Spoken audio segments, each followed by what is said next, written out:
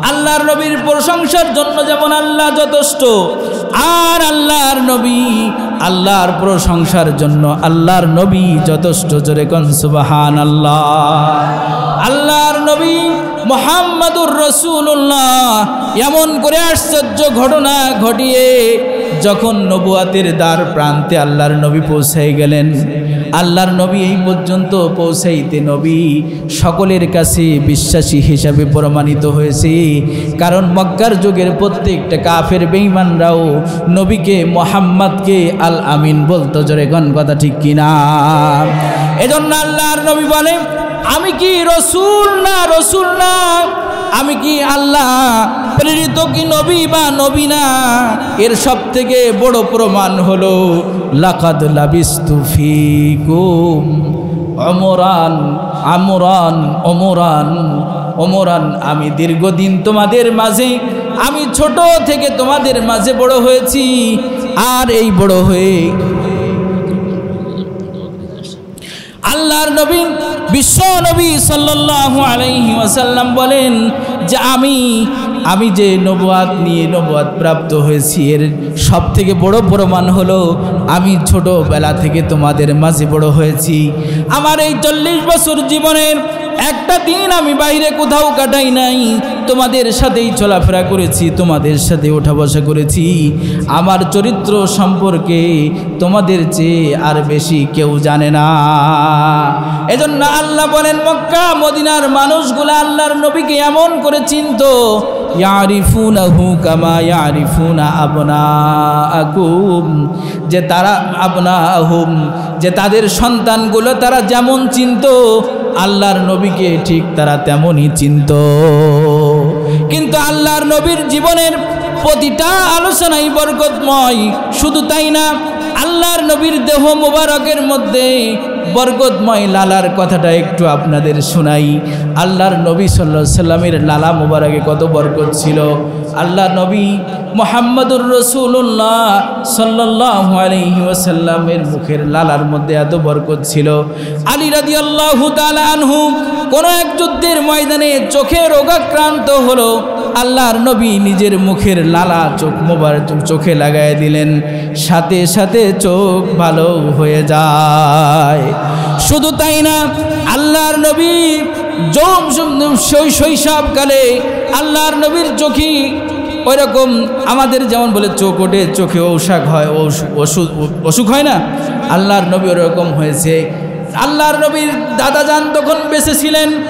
আল্লাহর নবীর দাদা তাকে চিকিৎসার জন্য ঔষধ সেবন করানোর পর যখন সুস্থ হয় না, আল্লাহর নবীকে নিয়ে একটা মানে কি কয় পাদ্রীদের কাছে নিয়ে গেছে, অর্থাৎ ঈসা আলাইহিস সালামের অনুসারী, তাওরাতের একজন, ইনজিল তাওরাতের একজন বড় আলেম, তার কাছে নিয়ে গেছে। নিয়ে যে বলতেছে, আমার নাতিটারে একটু ফু দিয়ে দেন, ফু দিয়ে দেন, চোখে অসুখ হয়েছে, একটু ফু দিয়ে দেন।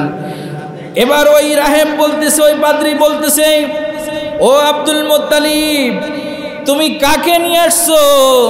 তুমি তো চেনো নাই, এই যে তোমার নাতি, এ হলো শেষ জামানার নবী, শেষ জামানার নবী এবং শ্রেষ্ঠ নবী হিসেবে অল্প দিনের মধ্যেই প্রকাশ পাবে। তার চিকিৎসার জন্য কোনো জিনিসের প্রয়োজন হবে না, তার মুখের লালা মোবারক তার চোখে লাগায় দাও, ভালো হয়ে যাবে। লাগাই দিলেন, ভালো হয়ে গেল। শুধু তাই না, আল্লাহর নবীর শরীরের ঘাম মোবারক এতই সুগন্ধ ছিল, মেশকো আম্বরের থেকেও আরও সুগন্ধি ছিল। তৎকালীন যুগের মানুষরা নবীর শরীরের ঘাম নিয়ে নিয়ে নিজেদের আতরের সাথে মিশাতো, এটারে আরও সুগন্ধি, তীব্র সুগন্ধ করার জন্য। শুধু তাই না, সাহাবীরা বলেন, আল্লাহর নবীকে আমরা যদি খোঁজ করতে বের হতাম, আল্লাহর নবীর যে রাস্তায় গিয়েছে এই রাস্তা দিয়ে যখন আমরা যেতাম, বুঝতে পারতাম আল্লাহর নবী এই রাস্তা দিয়ে গেছি। দেখবেন আমাদের সমাজে অনেক দেখে যাই বিজাতীয় অনেক মানুষগুলা, আমরা পারফিউম ইউজ করার অভ্যাস আছে না, আছে না অনেকে, গরমে এখন পারফিউম ইউজ করে। এই পারফিউম লাগাই যদি যাই, এমন তীব্র ঘ্রাণযুক্ত এই কিছু পারফিউম আছে, মোটরসাইকেলে চলে গেলেও কিছু দূর পর্যন্ত কিন্তু এর ঘিরান পাওয়া যায়। আল্লাহর নবী রাস্তা দিয়ে যাইতেন, সাহাবীরা বুঝতে পারতেন আল্লাহর নবী এই রাস্তায় গিয়েছে। সম্মানিত ভাইরা আমার, শুধু তাই না, আল্লাহর নবীর স্পর্শর মধ্যে এত বরকত ছিল। আল্লাহর নবীর আদরের দোলালি মা ফাতেমা রুটি তৈরি করতেছে ঘরে। আল্লাহর নবীর স্বভাব ছিল ঘরের কাজে সহযোগিতা করতেন। আল্লাহর নবীও তার মেয়ের সাথে, কন্যার সাথে রুটি বানানোর কাজে সহযোগিতা করে দুই একটা রুটিও তিনি নিজে হাতে বেলে ফেলেছে। আর ওই রুটিগুলা যখন ছাকতেছি, সব রুটিগুলা ছাকা হয়েছে, কিন্তু দুইটা রুটি কিন্তু ছাকা হয় না, কাঁচাই থেকে যায়। আল্লাহর নবী ফিরে এসে বলে, মাগো এই রুটি দুইটা কেন ছাকো নাই? বলে, আব্বাজান অনেকবার চেষ্টা করেছি, কিন্তু এটা আমি যতই আগুনের উপর রাখি কাঁচাই থেকে যায়। আল্লাহর নবী বলে, আম্মাজান, ওগো আমার আদরের দুলালি, তুমি তো জানো না তোমার বাবার আব্বাজানের এই হাতের স্পর্শ ওই রুটিতে লেগেছে। অতএব আল্লাহ রাব্বুল আলামিন ওই রুটির উপরে দুনিয়ার আগুন হারাম করে দিয়েছে। শুধু তাই না, যুদ্ধের ময়দানে যাচ্ছে সাহাবারা, কিন্তু উটটা বড়ই দুর্বল, উটটা চলে না। আল্লাহর নবীর হাতে যে লাঠি ছিল, লাঠি দিয়ে সামান্য স্পর্শ করার কারণে উট দ্রুতগামী এবং তেজস্বীভাবে ছুটতে লাগলো। আল্লাহর নবীর হাতে বরকত আছে না নাই? আল্লাহর নবীর হাতের স্পর্শে, আল্লাহর নবীর হাতের স্পর্শে যদি দুনিয়ার আগুন হারাম হয়, ওই নবীর জীবন আদর্শ যদি নিজের জীবনের সাথে যদি সেট করা যায়, ওই মানুষটার উপরেও দুনিয়া এবং আখিরাতের উভয় আগুন হারাম হয়ে যায়। শুধু তাই না, আল্লাহর নবী ছিলেন রহমত দুনিয়ার জন্য। কি আল্লাহ রাব্বুল আলামিন কোরআনে কারিমের মধ্যে বলেছেন, ওয়ামা আরসালনাকা ইল্লা রাহমাতাল লিল আলামিন। আল্লাহ রাব্বুল আলামিন বলেন, ওগো নবীজি, আপনাকে দুনিয়ার বুকে শুধুমাত্র রহমত হিসেবে প্রেরণ করেছি। কার জন্য রহমত? সমস্ত মাখলুকের জন্য রহমত। আল্লাহর নবী সকলের জন্য রহমত হয়ে প্রেরিত হয়েছি। এক নম্বর দেখেন, মানুষের জন্য আল্লাহ রহমত। আপনার আমার জন্য আল্লাহর নবী রহমত কিভাবে দেখেন। আল্লাহর নবীর মৃত্যুর আগে আল্লাহর কাছে 3টা দোয়া করেছে। আল্লাহর নবী দোয়া করে, আল্লাহ আমার অবর্তমানে আমার উম্মত যদি কোনো ভুল করে ফেলে, তাহলে আমার নবীকে যেন অন্য উম্মতের মতো দুনিয়ায় যেন তাদেরকে সাথে সাথে শাস্তি না দেওয়া হয়। কারণ আগের যুগে ছিল, যদি কোনো মানুষ জিনা ব্যভিচারে লিপ্ত হতো, সাথে সাথে ওই অপরাধীদেরকে জমিন গ্রাস করে নিত। কিন্তু আল্লাহর নবীর বরকতে আপনার আমার এই চেহারা বিকৃত এবং এই নগদ শাস্তি থেকে হেফাজত করেছেন কে? জোরে কন আল্লাহ। হয়ে গেছে কথাটা, 5টা মিনিট সময় না দিলে কথাটা শেষ হবে। সম্মানিত ভাইরা আমার, এদিকে লক্ষ্য করেন, মানুষের জন্য আল্লাহ রসুল রহমত। শুধু তাই না, পশুদের জন্য আল্লাহর নবী রহমত ছিলেন। পশুদের জন্য আল্লাহর নবী রহমত ছিলেন। পশুরা যে কথা বলতেন আল্লাহর নবী বুঝতেন। আরে আপনার আমার নবীকে তো আল্লাহ আদম থেকে নিয়ে ঈসা পর্যন্ত যত নবীকে যত ক্ষমতা দিয়েছে, যত শিক্ষা দিয়েছি, আপনার আমার নবীকে আল্লাহ সব শিক্ষাগুলোই দিয়েছেন। শুধু পশুর ভাষা বুঝতেন সুলাইমান, কথা বলেন, আল্লাহর নবী সুলাইমান পশু পাখির ভাষা বুঝতেন। আমার আপনার নবী মনে করেন ভাষা বুঝতেন না, তা নয়। আমার আপনার নবী কিন্তু সব নবীদের মুজিজা আমার আপনার নবীর মধ্যে ছিল না। সময় সংক্ষেপ, সবগুলো বলার সুযোগ নাই। পশুর জন্য আল্লাহর নবী রহমত। একটা উট আল্লাহর নবীর কাছে এসে পায়ের কাছে মাথা নোয়ে আল্লাহর নবীকে সালাম দিলেন। আল্লাহর নবী উটের কাছে যে উটটাকে এরকম বুকের সাথে মিলায় ধরলেন, আর বলতেছে আচ্ছা ঠিক আছে, মাথায় হাত বোলায় দিলেন। ওই উটের মালিককে ডাক দিলেন আর বললেন, শোনো তোমার উট আমার কাছে অভিযোগ করেছে যে তার বয়স হয়ে গেছে, অনেক বয়স হয়েছে, বার্ধক্যে পৌঁছে গেছে, তার দ্বারা তুমি কাজ নাও বেশি অথচ খাবার দাও কম। অতএব আজকে থেকে তুমি তার খাবার পর্যাপ্ত পরিমাণ দিবে। শুধু তাই না, আল্লাহর নবী পথে হেঁটে যাচ্ছে, দেখেন পথিমধ্যে একটা হরিণ বাঁধা। হরিণের গল্পটা আমরা অনেকেই কিন্তু শুনেছি। হরিণ আল্লাহর নবীকে সালাম দিয়ে বলে, ইয়া রাসূলুল্লাহ, ইয়া হাবিবাল্লাহ, একজন ইহুদি আমাকে আটকে রেখেছে, আমার দুঃখ নাই, কিন্তু আমার দুঃখ হলো আমার দুইটা দুধের বাচ্চা আছে জঙ্গলে, এখন আমার দুধ পান করানোর সময় হয়েছে, স্তনটা আমার ফেটে যায় অবস্থা। আপনি একটু মেহেরবানি করে যদি আমাকে একটু ছুটি দেন, তাহলে আমি আমার বাচ্চাদের দুধ পান করায় চলে আসব। আল্লাহর নবী বিশ্ব নবী সেই ইহুদিকে ডেকে বলেন যে, তোমার এই হরিণ তো আমাকে এই বলতেছে, তুমি হরিণটাকে ছেড়ে দাও, সে দুধ পান করায় আসবে। মাথা খারাপ হয়েছে নাকি? বনের এরকম কি কয়, বন্য প্রাণী এরকম ছেড়ে দিলে আর ফিরে আসে? বলে, আমি কথা দিলাম, আমি মুহাম্মদ জামিন, যদি হরিণ না আসে তাহলে আমি এখানে থাকলাম, হরিণ নিশ্চয় আসবে।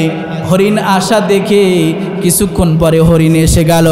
আল্লাহর নবীর সাথেই একটা অবলা প্রাণীর বন্য প্রাণীর এই আচরণ দেখে ইহুদি সাথে সাথে কালিমা পড়ে মুসলমান হয়ে যায়। শুধু তাই না, আল্লাহর নবী বিশ্ব নবীর কাছে আবু জেহেল হাতের মুষ্টির মধ্যে পাথরের কুচি এনে বলে, বাতিজা, যদি তুমি বলতে পারো আমার হাতের মধ্যে কি, তাহলে তোমার কালিমা পড়ে এক্ষুনি মুসলমান হয়ে যাব।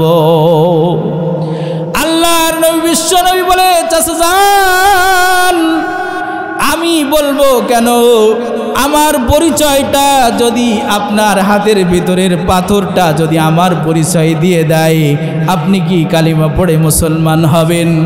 আল্লাহর নবী বিশ্ব নবী এ কথা বলতে দেরি, আবু জেহেলের হাতের ভিতর থেকে পাথরের কুচি বলে, আশহাদু আল্লাহ ইলাহা ইল্লাল্লাহু ওয়া আন্না মুহাম্মাদুর রাসূলুল্লাহ। জোরে কোন সুবহানাল্লাহ। এই আল্লাহর নবীর জীবন আদর্শ আমরা জীবনের সাথে লাগাবো তো ইনশাআল্লাহ।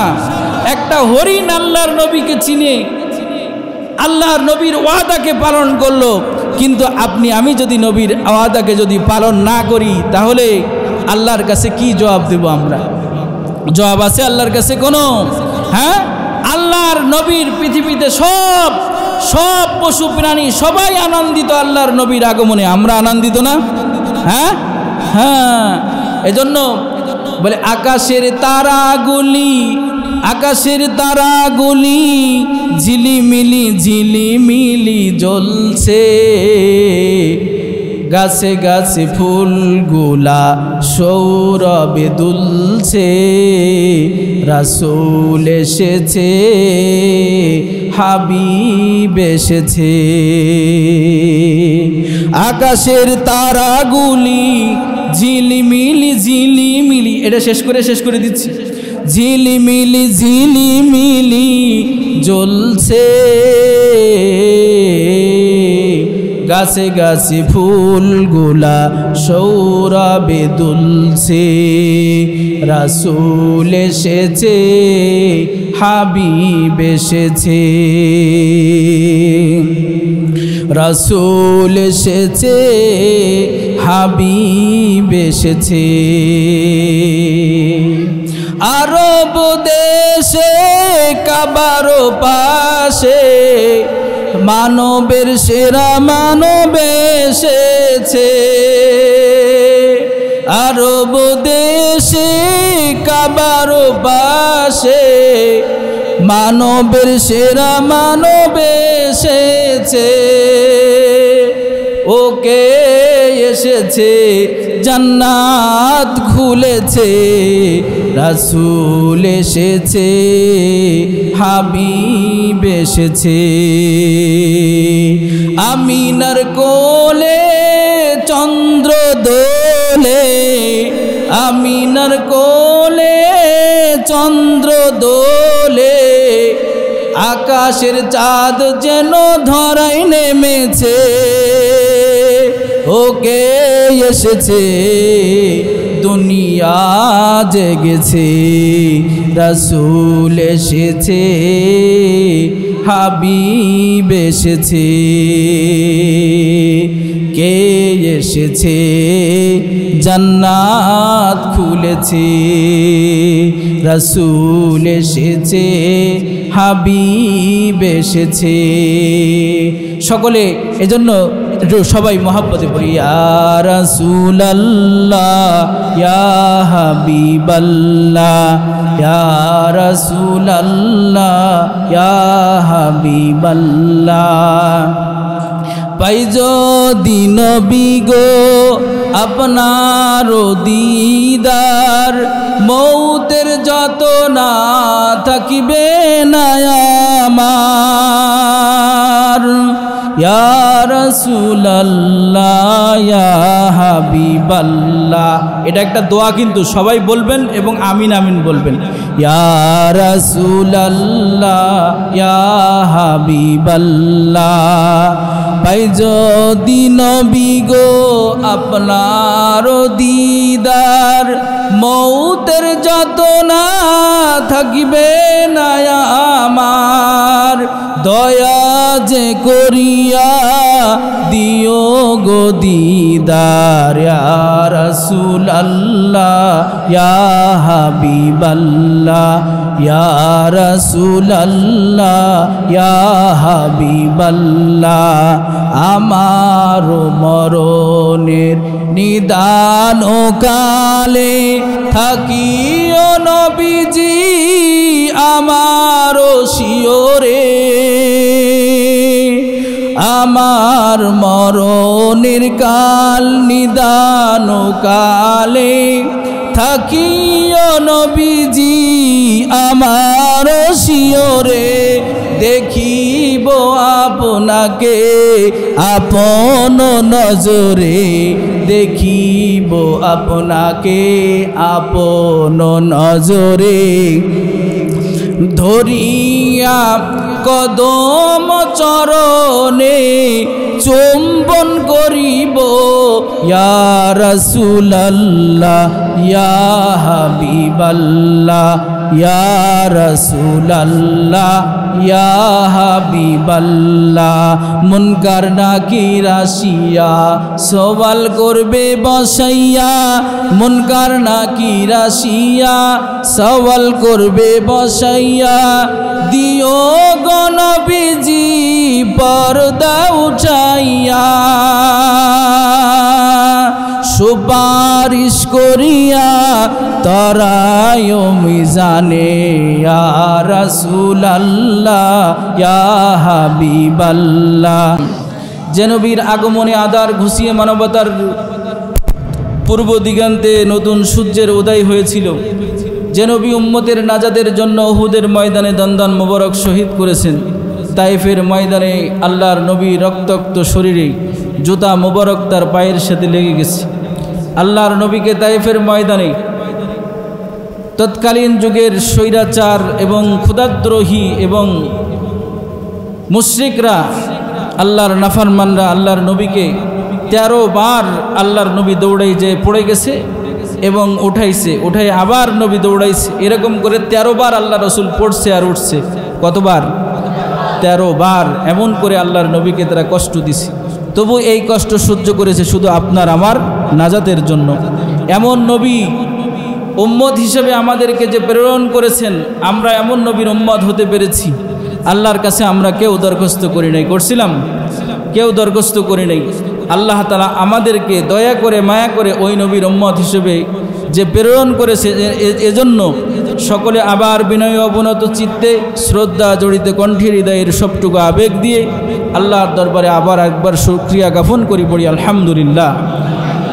সম্মানিত ভাইরা আমার, আমরা সকলেই জানি যে আল্লাহ রব্বুল আলামিন পৃথিবীর সৃষ্টি লগ্ন থেকে এ পর্যন্ত মানব জাতির হেদায়েতের জন্য যুগে যুগে আল্লাহ রব্বুল আলামিনের পক্ষ থেকে মনোনীত 1 লক্ষ মতান্তরে 2,24,000 নবী আর রসুলকে আল্লাহ তাআলা পৃথিবীতে প্রেরণ করেছিলেন। কাদের জন্য?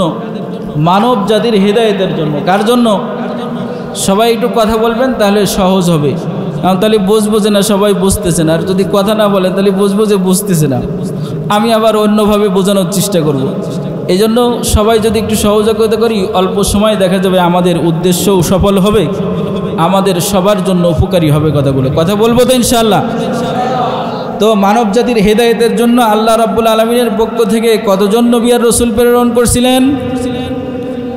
1,24,000 মতান্তরে 2,24,000। এই নবীগুলা ধারাবাহিকভাবে আসছে। আদম আলাইহিস সালামের পরে আরেকজন, আরেকজনের পরে আরেকজন, আরেকজনের পরে আরেকজন। আল্লাহ রাব্বুল আলামিন কোরআনে কারীমের মধ্যেও বলেছেন যে নবীর এই ধারাবাহিকতা আল্লাহ রাব্বুল আলামিন একের পরে এক ঠিক রাখছিলেন। কিন্তু ঈসা আলাইহিস সালাম পর্যন্ত এসে দীর্ঘ একটা সময় আল্লাহর পক্ষ থেকে কোনো নবী আর রসুল পৃথিবীতে আগমন করেনি। কতদিন?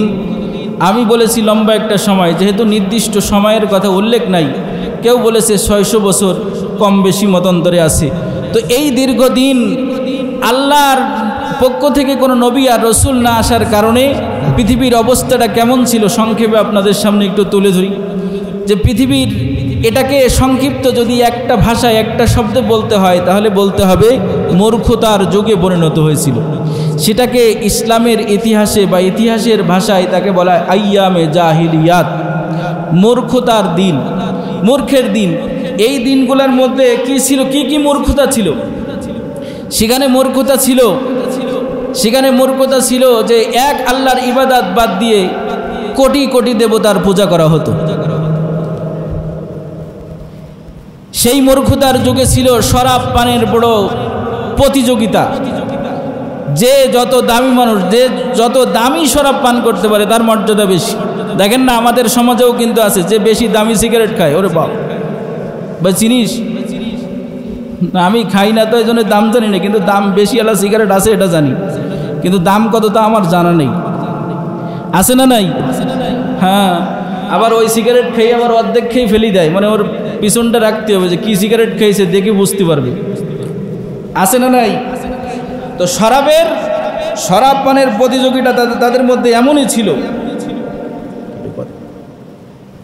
শরাব পানের প্রতিযোগিতা ছিল কয়টা বললাম? 2টা। আর শরাব পানের প্রতিযোগিতা শুধু এমন না, শরাব পানকে তারা বরকতের কারণ মনে করত। এমনকি নতুন ভূমিষ্ঠ হওয়া সদ্য ভূমিষ্ঠ বাচ্চার মুখেও শরাব দিত কয়েক ফোঁটা, এটা তারা বরকত মনে করত। তাহলে মূর্খতা কি কম ছিল না বেশি ছিল? বেশি ছিল। এবং সন্তান হত্যার একটা কুসংস্কার ছিল। বিশেষ করে কন্যা সন্তানকে তারা জীবিত দাফন করে দিত। এই ঘটনা আমরা জানি না, এ কথা আমরা শুনেছি না? সন্তান হত্যা করত, কারণ তারা মনে করত বেশি সন্তান হলে খাবে কি করে, বেশি সন্তান হলে খাবে কোথার থেকে। বিশেষ করে নারী সন্তান জন্ম নেওয়া এটা তারা খুব খারাপ মনে করত। আরেকটা ছিল হলো তাদের ধারণা পূজারী কেমন জানেন? আমাদের সমাজের মধ্যে আছে এই ধারণা পূজারী। থাক অল্প সময়ের মধ্যে যদি আপনারা একটু কষ্ট করে বসেন, হয়তো বা কোথাও লাইট জ্বলতেছে, একটু কষ্ট করে যদি বসি অথবা নিভাতে যদি যান তাহলে সবাই ওই দিক তাকাবে, আমি সামনে কথা বলতে পারবো না। এই জন্য আমার একটু সুযোগ দেন মেহেরবানি করে, যেহেতু গরমে কষ্ট করে আপনাদের বেশি সময় আটকায় রাখা যাবে না এখানে। যতই মহাব্বত হোক, তাই না, খিচুড়ি অধিক ঠান্ডা হয়ে যাবে, সমস্যাও আছে চতুর্দিক। তো ধারণা পূজারী ছিল। ধারণা কেমন? যে তারা যখন কোথাও যদি যাওয়ার প্রয়োজন হতো তাহলে সর্বপ্রথম ওরা একটা পাখি ছাড়তো, কাবা ঘরে যে একটা পাখি ছেড়ে দিত। এই পাখিটা যদি, আচ্ছা একটা পাখি তার জ্ঞান আছে, ও কি দক্ষিণ উত্তর বোঝে, পশ্চিম পূর্ব পশ্চিম চেনে? কিন্তু তাদের ধারণা ছিল যে এই পাখিটা যদি পশ্চিম দিকে উড়ে যায়, ডান দিকে উড়ে যায়, তাহলে তারা তাদের এই ভ্রমণটাকে শুভ মনে করত। যদি বাম দিকে যায়, অর্থাৎ পশ্চিম দিকে না যেয়ে যদি পূর্ব দিকে যায় তাহলে এটা অশুভ মনে করত এবং কোনো কাজে বাধা আসলে তারা করতো না। বৃহস্পতিবার আমাদের সমাজে যেমন আছে, সোমবারে মঙ্গলবারে কি করা যাবে না, বাঁশ কাটা যাবে না। এটা অনেকে মানে না। আমাদের অভিজ্ঞতা আছে, কারণ আমাদের মাদ্রাসার জন্য অনেক সময় বাঁশ লাগে। তো যদি কোনো সময় সোমবারে যদি ভুল যেয়ে ফেলছি তো বলে যে আজকে তো হুজুর বাঁশ কাটা যাবে না। আচ্ছা বলেন, যদি ওই দিন ওর আব্বা মারা যায় তাহলে বাঁশ কে দেবে? যুক্তি আছে না? শরিয়াতে এমন কোনো আকীদার কোনো অবস্থান নাই যে আকীদায় মানুষ কষ্ট ভোগ করে, কারণ এগুলো বিজাতিদের আকীদার মধ্যে আছে। হিন্দু ধর্মে আছে, খ্রিস্টান ধর্মে আছে যে রবিবার দিন ওরা একটা নির্দিষ্ট দিন আছে, সেদিন আগুন জ্বালানো নিষেধ, ওরা আগুন জ্বালায় না। আবার একটা দিন আছে নির্দিষ্ট, সেদিন গাড়ি চড়া নিষেধ, পায়ে হেঁটে চলতে হবে। আচ্ছা ওর আব্বা যদি ওই দিন স্টক করে তাহলে কিসে করে নিয়ে যাবে ও? গাড়ি করে। সে সময় কিন্তু কেউ মানবে না। এবার মঙ্গলবারে সে বাঁশ কাটবে না, কিন্তু তার বাড়িতেই একজন মারা গেল, তাহলে বাঁশ কে দিবে বলেন? তাই না? এই বিশ্বাসগুলো ওই আয়ামে জাহিলিয়াতের যুগে ছিল। আরও অনেক রকম এরকম মূর্খতা ছিল। এই মূর্খতায় যখন দীর্ঘ এই 600 বছর পৃথিবী চতুর্দিকে ভরে গেল। এবং আরেকটা কি ছিল জানেন? এখন আমাদের সমাজের সাথে মিলাবেন, যেগুলো বলতেছি এগুলো মিলাবেন। আরেকটা ছিল হলো যে 2 জন উট নিয়ে যাচ্ছে। আচ্ছা আমাদের এলাকায় তো যেহেতু গরু ছাগল ওইভাবে মানুষ লালন করে না, কিন্তু দক্ষিণ অঞ্চলে এখনও কিছু কিছু এলাকায় আছে যেটা ওটা হলো চৈত্র বৈশাখ মাসে ওরা ওই গরু ছাগল এরা বিলে ছেড়ে দিয়ে রাখে, মাঠে ছেড়ে দিয়ে রাখে। সবার গরু ছাগল একসাথেই চড়তেছে, সন্ধ্যার পরে যারটা সেই বাড়ি নিয়ে আসে। আছে না? আছে। কিন্তু আমাদের এদিকে এটা এই প্রচলন নেই, যেহেতু এরকম গরুও নাই, আবার মাঠের পরিবেশ পরিস্থিতি ওরকম নাই। তো ওই যুগে আয়ামে জাহিলিয়াতের যুগে উট একজন উট নিয়ে যেত। আচ্ছা বাড়ি নিয়ে আসার সময় সব গরু ছাগল একসাথে লাইন দিয়ে নিয়ে আসা সম্ভব? সব মানুষের গরুকে একসাথে নিয়ে আসা সম্ভব? নিয়ে আসা সম্ভব না। এই উট যদি একজনের উট যদি আরেকজনের উটের সামনে যেত, এই আমার উটের সামনে তোর উট গেল কেন, এই নিয়ে তারা এমনকি খোলা তরবারি বের করে যুদ্ধে লিপ্ত হতো। আমাদের সমাজেও আছে না নাই? কথা গায়ে টেনে নিয়ে গ্যাঞ্জাম শুরু করে দেয়, তাই না? আল্লাহ তাআলা ওই রকম নির্যাতনের থেকে কিছুটা মুক্তি পাইছি আমরা। আগে কথা বলারও কোনো জায়গায় সুযোগ ছিল না, কিন্তু ওই নির্যাতন থেকে আল্লাহ আমাদের মুক্তি দিয়েছে। জোরে কোন কথা ঠিক কিনা? এখন স্বাধীনভাবে একটা মানুষ কথা বলতে পারে, কিন্তু আগে আমিও তো এই কথাটা বলতে পারতাম না। এখানে যদি আমি বলতাম তাহলে বাসায় যাওয়ার আগে মেহমানখানায় যাওয়া লাগতো হয়তো বা, এই কথাটা তাদের কাছে পৌঁছাইনি। এমন না, আমাদের কথাগুলা বলে আমাদের ফোন করে, যদিও আপনার কথার রেকর্ড আছে, কিন্তু আমি বলছি ঠিক আছে, অসুবিধা নেই। এবং আমার মসজিদে ডিবি আসে, যখন ঝামেলা হয় বেশি ডিবি আসে। এক ডিবি এসে একদিন আমার পরিচয় দিছে উনি, কারণ আমি একবার ওই অতিরিক্ত আমাদের পুলিশ সুপার ওনার একটা পারিবারিক সমস্যার কারণে আমার নিয়ে গেছিল ওখানে একটু ঝাড়ফুঁক জাতীয় করার জন্য। সেখান থেকে উনি পরিচয়, তাই উনি এসে আমার সাথে পরিচয় দিল, যদি একটু সাবধানে থাকেন, কি করবেন। তা বললাম আমার রাজনীতির আলোচনা মসজিদের মেম্বারে বলা অভ্যাস নেই, ওয়াজের গেলে বলি অনেক সময় কথায় আসলে, তা বলতেছে অসুবিধা নেই, একটু সাবধানে থাকবেন আর। তাহলে আমরা কত নির্যাতনে ছিলাম। তো এটা ছিল প্রাচীন মূর্খতার যুগ, আর আমরা বর্তমান বাস করতেছি নব্য জাহিলিয়াতের যুগে। জোরে কোন কথা ঠিক কিনা? আমরা নতুন জাহিলিয়াতের যুগে বাস করতেছি। তাদের কৃষ্টি কালচার বৈশিষ্ট্যের সাথে আমাদের বৈশিষ্ট্যের কোনো ব্যবধান নাই, শুধু তারা প্রাচীন, আমরা নব্য, এই হলো পার্থক্য। জোরে কোন কথা ঠিক কিনা? এই অন্ধকার যখন পৃথিবীতে ছেয়ে গেল, আল্লাহ রাব্বুল আলামিন চিন্তা করলেন এই অন্ধকারে শুধু মক্কা আর মদিনা নয়, পুরা পৃথিবী, যেখান থেকে সূর্য উদয় হয়, যেখানে অস্ত যায়, অর্থাৎ পূর্ব থেকে পশ্চিম, উত্তর থেকে দক্ষিণ পর্যন্ত পুরা পৃথিবীটা যখন এমন অন্ধকারে ছেয়ে গেছেন, আল্লাহ রাব্বুল আলামিন সিদ্ধান্ত নিলেন এই অন্ধকার দূর করার জন্য এখানে 1000 পাওয়ারের বাল্ব জ্বালালে এই অন্ধকার দূর হবে। 1000 পাওয়ারের বাল্ব জ্বালালেই অন্ধকার দূর হবে না। এখানে চন্দ্রের আলো দিলেও অন্ধকার দূর হবে না।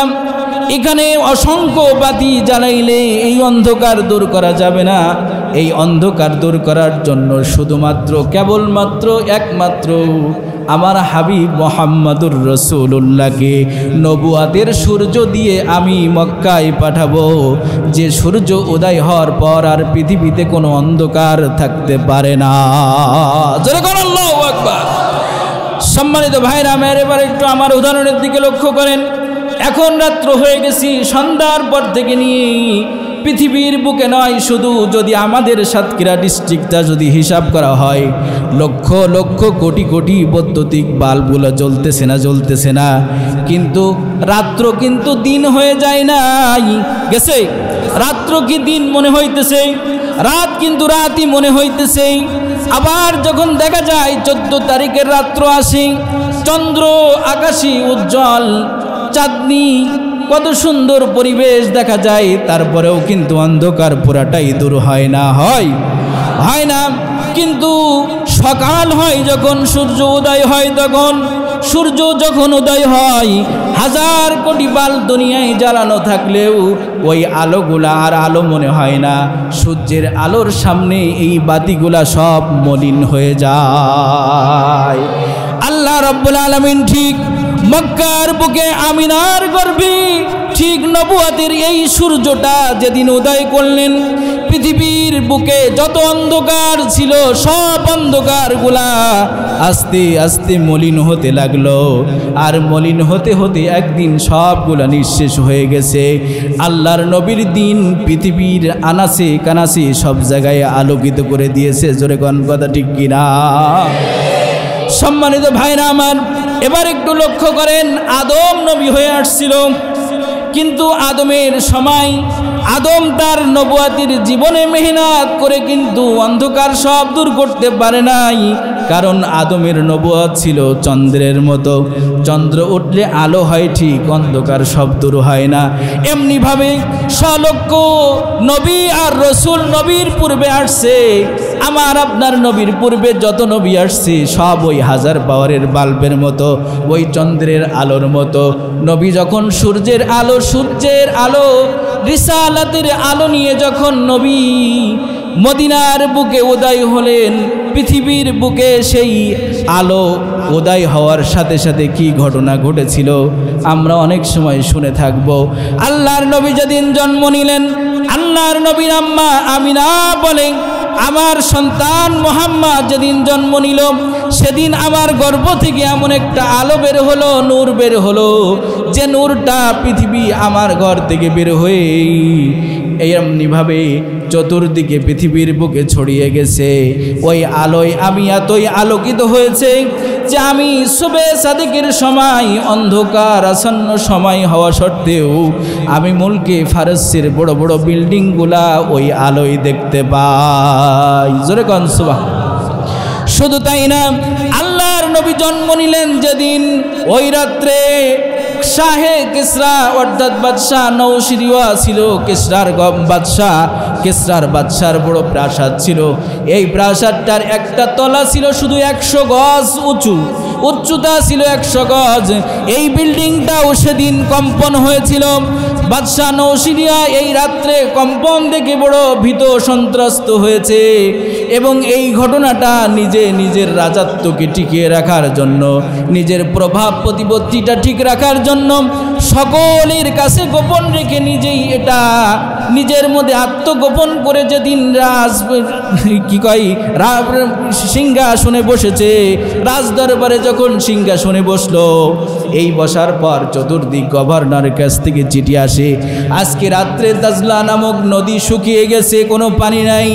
সাওয়া নামক বা সাদা নামক সমুদ্রে পানি এক মুহূর্তের মধ্যে শুকিয়ে গেছে। এমনিভাবে সামের থেকে খবর আসছে 1000 বছর পর্যন্ত প্রজ্বলিত এবং পূজিত অগ্নিকুণ্ডীটা এক মুহূর্তের মধ্যে তা নিভে গেছে। জোরে কোন সুবহানাল্লাহ।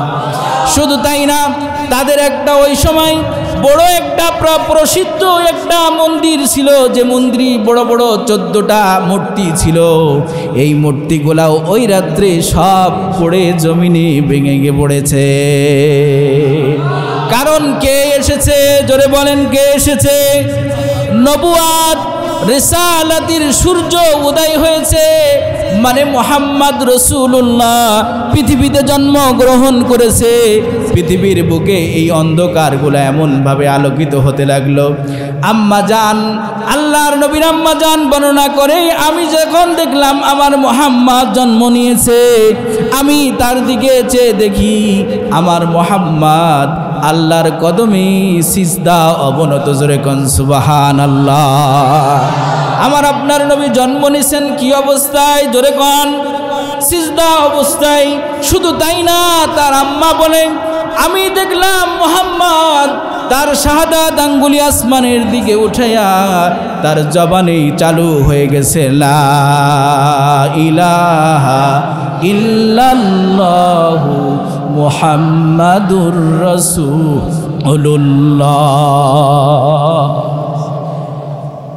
আরো আশ্চর্য ঘটনা, আল্লাহর নবী জন্ম নেওয়ার পর আল্লাহর নবীর আম্মা বলে, অন্য অন্য নারীরা সন্তান প্রসবকালে যে বেদনা অনুভব করে আমি সেটা করি নাই। আমার সন্তান, সব সন্তানের জন্মের পরে নাড়ি কাটতে হয়, ডাক্তার অথবা আগে ধাত্রী দিয়ে নাড়ি কাটতো। হ্যাঁ, সন্তানের নাড়ি কাটা লাগে না, কিন্তু আপনার আমার নবীকে নাড়ি কাটা অবস্থায় ভূমিষ্ঠ হয়েছে। শুধু তাই না, 4 থেকে 5 বছর বয়সে, কম বেশি বয়স হলে আমাদের ছেলে সন্তানদেরকে মুসলমানি দিতে হয়, কিন্তু আল্লাহর নবী খতনা অবস্থায়, মুসলমানি অবস্থায় জন্ম নিয়েছে। জোরে কোন সুবহানাল্লাহ।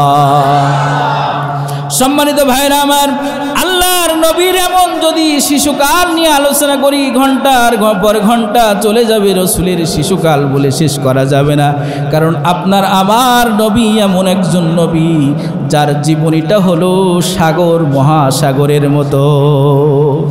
যদি শুধু রসুলের দেহ অবয়ব নিয়ে কথা বলি সেটাও বৃহৎ হয়ে যাবে, যদি রসুলের শুধু আখলাক নিয়ে কথা বলি সেটাও বৃহৎ হয়ে যায়, যদি রসুলের শুধু নাম নিয়ে কথা বলি সেটাও বৃহৎ হয়ে যায়। আল্লাহর নবী সাল্লাল্লাহু আলাইহি ওয়াসাল্লাম ছিলেন রসুলদের রসুল, নবীদেরও নবী। সারা পৃথিবীতে আল্লাহর নবী সবার জন্য নবী আর রসুল হয়ে এসেছে,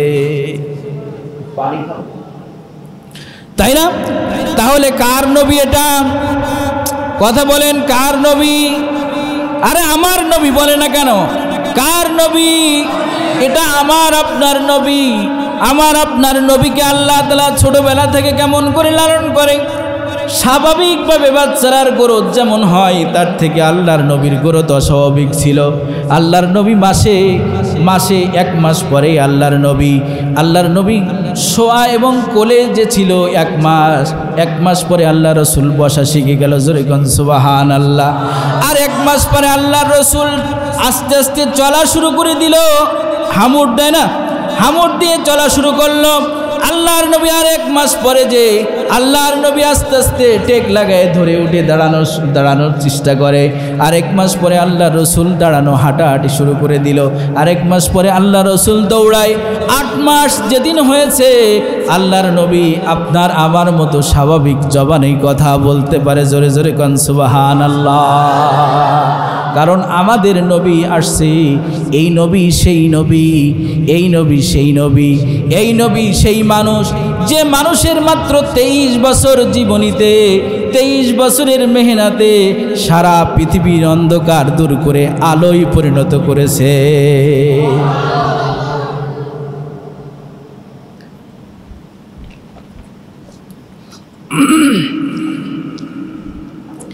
এই নবী সেই নবী। আদম নবী হয়ে আসছে। আদম নবী হওয়ার জন্য কেউ দোয়া করে নাই আল্লাহর কাছে, আল্লাহ আদম রে নবী বানাও। নূহ আলাইহিস সালাম নবী হয়েছে, কেউ দোয়া করেনি আল্লাহ নূহকে নবী বানাও। ইব্রাহিম নবী হয়েছে, কেউ দোয়া করে নাই। ইসমাইল নবী হয়েছে, কেউ দোয়া করে নাই। আইয়ুব নবী হয়েছে, কেউ দোয়া করে নাই। ইউসুফ নবী ছিল, কেউ দোয়া করে নাই। মুসা নবী হয়েছে, কেউ দোয়া করে নাই আল্লাহ মুসারে নবী বানাও। ঈসা নবী হয়েছে, কেউ দোয়া করে নাই আমার ঈসারে নবী বানাও। কিন্তু আপনার আমার নবী সেই নবী যে নবীর জন্য দোয়া করেছেন এমন একজন নবী যার বংশে নবী হয়েছে 14,000। জোরে কোন সুবহানাল্লাহ। যে নবী দোয়া করেছেন আমার নবীকে নবী বানানোর জন্য, সেই নবীর নাম কি? ইব্রাহিম আলাইহিস সালাম। আপনার আমাকে নবী বানানোর জন্য ইব্রাহিম দোয়া করেছেন 4 থেকে 4.5 বছর আগে। জোরে কোন সুবহানাল্লাহ। কয় হাজার বছর আগে? কয় হাজার বছর আগে? 4000 বছর আগে যে ইব্রাহিম দোয়া করেছে, ইব্রাহিমের বংশে নবী হয়েছে 14,000। কয় হাজার? সর্বশেষ নবী আপনার আমার নবী। জোরে কোন সুবহানাল্লাহ। ইব্রাহিম দোয়া করলো কখন? ইব্রাহিম আলাইহিস সালাম বাইতুল্লাহ নির্মাণ করে যখন। ইব্রাহিম রাজমিস্ত্রির কাজ করে, ইব্রাহিমের সাথে ইসমাইল আলাইহিস সালাম জোগাড়ির কাজ করে। জোরে কোন সুবহানাল্লাহ। বাপ পিতা পুত্র উভয়ে আল্লাহর নবী।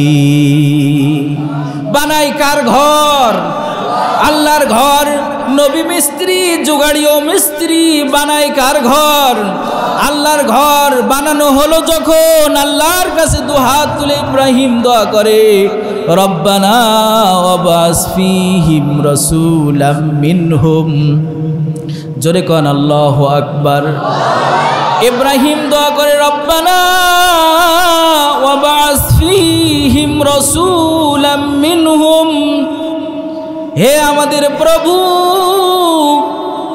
আপনি একজন নবী বানান, তাদের ভিতর থেকে কাউকে মনোনীত করে নবী বানায়া দেন। এবার একটু লক্ষ্য করেন, দিলের কানে শুনবেন কথাটা। দোয়া করে কে? দোয়া করতেছে ইব্রাহিম, যার উপাধি হলো খলিলুল্লাহ। যার উপাধি কি? খলিলুল্লাহ।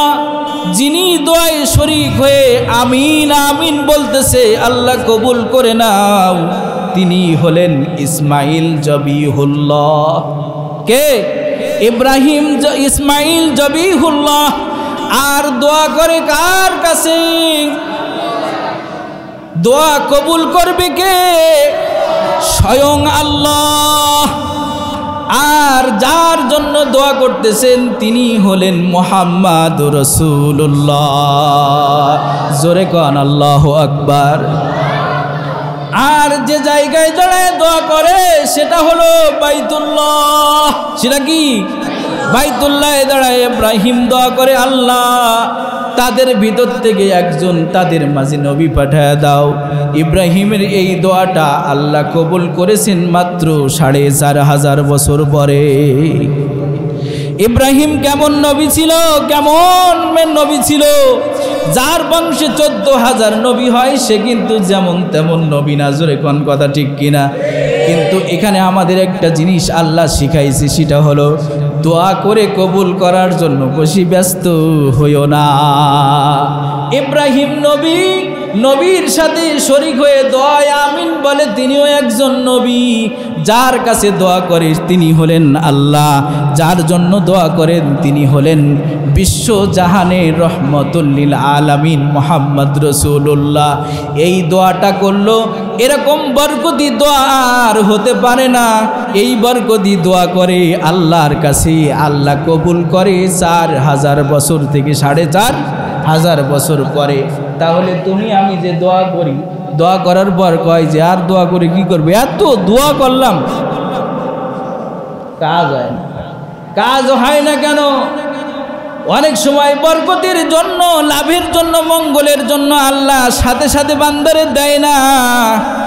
দেখবেন বান্দা যখন, সন্তান যখন মারে ডাক দেয়, মা মা বলে ডাকে, ছোট বাচ্চা যখন কথা বলতে শেখে, এই সন্তানটা যখন আব্বু আব্বু বলে ডাকে, ও ভালো করে বলতে পারে না, কিন্তু তার আব্বু ডাকটা তার মা বাবার কানে এত মধুর লাগে। বলে আবার একটু বলো তো আব্বু বলে আমার একটু ডাকো। বলে না? বলে না? আচ্ছা, এটা বলে কেন? সন্তান কি মা বাবা ভালোবাসে তাই তো বলে, নাকি? তাই বলে না? আল্লাহও কিছু বান্দাকে বড় ভালোবাসে। এজন্য আল্লাহর কাছে যখন আল্লাহ আল্লাহ বলে কান্না করে, চোখের পানি ফেলে, আল্লাহ ওই বান্দার আল্লাহ আল্লাহ বলাটা আল্লাহ বারবার শুনতে চাই, ওরে যদি প্রথম ডাকেই দিয়ে দেয় পরের দিন আরও ডাকবে না। এই জন্য আল্লাহ ওর ওই ডাকাটা শোনার জন্য কখনো কখনো আল্লাহ দিতে একটু বিলম্ব করে, বান্দা তুই আমার কাছে প্রতিদিন যদি এমন চাস, আমার তোর ডাকটা বড় মজা লাগে। আসেন সেই কথা আমি বলি নাই, আল্লাহর নবীর জন্য দোয়া করেছে, কিন্তু পূর্বে কোনো নবীর জন্য কেউ দোয়া করেনি। দোয়া করে যে মানুষটারে নিয়ে আসা হলো, এই মানুষটা কিন্তু যেমন তেমন মানুষ না। এজন্য আল্লাহ রাব্বুল আলামিন বলেন, লাকাদ জাআকুম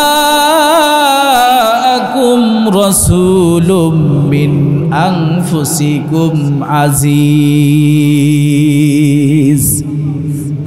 আল্লাহ রাব্বুল আলামিন বলে, অবশ্যই তোমাদের কাছে এসেছি এমন একজন রসুল, যে রসুলেরও রসুল, জোরে কোন সুবহানাল্লাহ, যে রসুলের নাম নিলেও বরকত, যে রসুলের আলোচনা শোনাটাও বরকত, যে রসুলের ভালোবাসাটাও নেকি, যে রসুলের নামটা বারবার জপাটাও নেকি, যে রসুলের পরে দুরূদ পড়াটাও নেকি, যে রসুলের আলোচনাটা এতই বরকতময় যে স্বয়ং আল্লাহ তার কথা কোরআনে বারবার বলেছেন। কোথাও আল্লাহর নবীর গ্রামের কথা বলেছে, বংশের কথা বলেছে, লিইলাফি কুরাইশ, সূরা কুরাইশি, কুরাইশ বংশের কথা নাই। কোথাও আল্লাহর নবীর শহরের কসম খেয়েছেন। আল্লাহ রাব্বুল আলামিন বলেন, ওয়াত-তিনি ওয়াজ-যাইতুন ওয়া তুরি সিনিনা ওয়া হাযাল বালাদিল আমিন। এই পবিত্র শহরের কসম, এই নিরাপদ শহরের কসম, এটা আর কারোর শহর না, এটা আপনার আমার নবীর শহর। কোথাও আল্লাহর নবীর জীবনের বয়সের কসম খেয়েছেন, লা ওয়ালাকা আমরুক, কোথাও বলেছেন ওয়ারাফানা লাকা যিকরাক, ওয়ারাফানা লাকা যিকরাক, আপনার আলোচনাটা আমি উঁচু করেছি। আর শুধু তাই না, দেখবেন যখন সন্তানকে একটু আগে বলতেছিলাম ভালোবাসি, ওই সন্তানকে নিজের নামে না ডেকে, নির্দিষ্ট নামে না ডেকে, ময়না কই এদিকে আসো, আব্বু সোনা এদিকে আসো, এরকম বলে না, বিভিন্ন আদরের নামে ডাকে। আমার আল্লাহ আমার আপনার নবীকে এত ভালোবাসে, এত ভালোবাসে যে আল্লাহর নবীকে আল্লাহ এমন করে কোথাও এক নামে আল্লাহ ডাকে নাই। কোরআনে কারিমের মধ্যে দেখেন কোথাও বলেছেন ইয়াসিন, এই ইয়াসিন মানে হলো আল্লাহর নবীর নাম ইয়াসিন। কোথাও বলেছে তাহা মা আনজালনা আলাইকাল কুরআনা লিতাশকা, আল্লাহু। কোথাও বলেছি ইয়া আইয়ুহাল মুজাম্মিল, কোথাও বলেছেন তাহা, কোথাও বলেছে ইয়া আইয়ুহাল মুদাসসির।